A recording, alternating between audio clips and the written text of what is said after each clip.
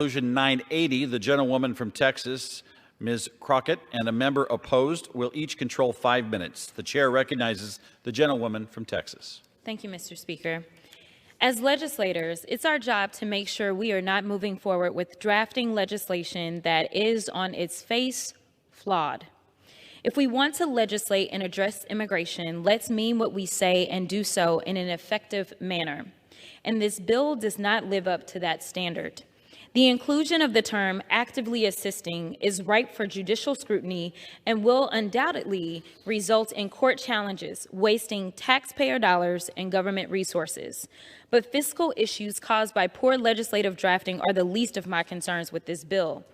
This language is so deeply concerning because we already have been witnessing how aggressive policing tactics and unconstitutional racial profiling directed by rogue governors like Governor Greg Abbott have led to severe harm to and has undermined our legal system, all in the name of actively assisting the U.S. Border Patrol.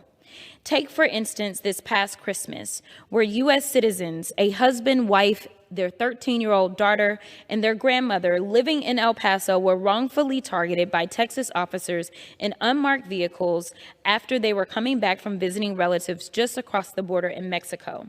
The officers ran the family off the road, and at least 4 Texas Department of Public Safety officers wearing street clothes and tactical vests quickly surrounded their car and began pointing semi-automatic rifles at them. Because of the accident, the grandmother had to receive x-rays and still has lingering back pain. The daughter, likely traumatized from having weapons of war pointed at her and her family. No one, including me, doubts more must be done to address the problems we are seeing at the border. But this type of unlawful harassment of citizens is not it.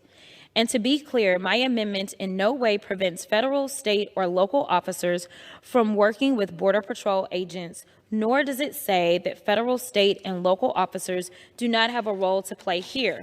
In fact, several border counties, including counties in Texas, already have U.S. Customs and Border Protection memoranda of understanding with state and local officials to work with immigration enforcement. Nothing in my amendment would prevent these written agreements that lay out their clear chains of command and clear codes of conduct.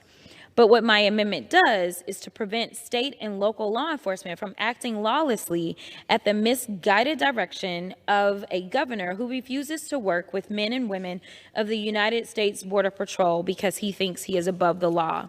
If my Republican colleagues reject this amendment and keep the current language, they are supporting actions that have historically lacked due diligence to prevent harm and encourage lawlessness that leads to more dangerous instances like the one that occurred at Christmas.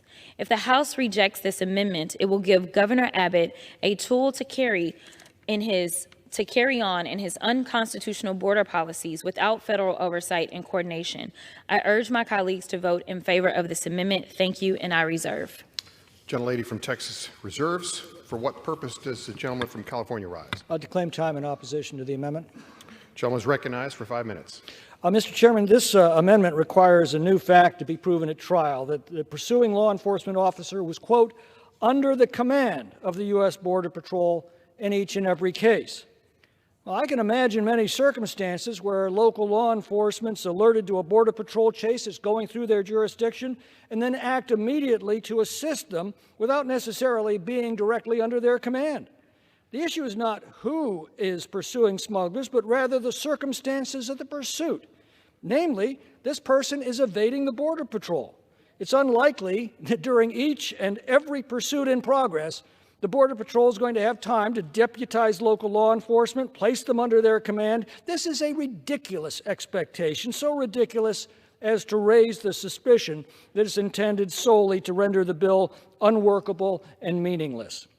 These high-speed chases occur far too often in our border communities, and state and local law enforcement are often first responders in protecting these communities along with the Border Patrol. This amendment would serve only to challenge law enforcement who are properly doing their job to stop smugglers and illegal aliens from terrorizing their communities, and I therefore oppose this amendment, and I reserve the balance of my time. Gentleman from California reserves. Gentlelady from Texas is recognized. If the gentleman has opposition and has an offer to define actively assisting, then that would be great. But the reality is that what's going to happen is what we've seen happen in the state of Texas, where we have a governor who has murders on his hand, as far as I'm concerned, because we've had active deaths at the hands of mishandling this. If this is going to be a federal issue, then the federal government needs to be the ones that are absolutely going to be over federal law. So they can have memorandums of understanding. If that means that every single county at the border needs to go ahead and enter into a memorandum of understanding, then they need to. But this is a federal issue. It is not a state issue.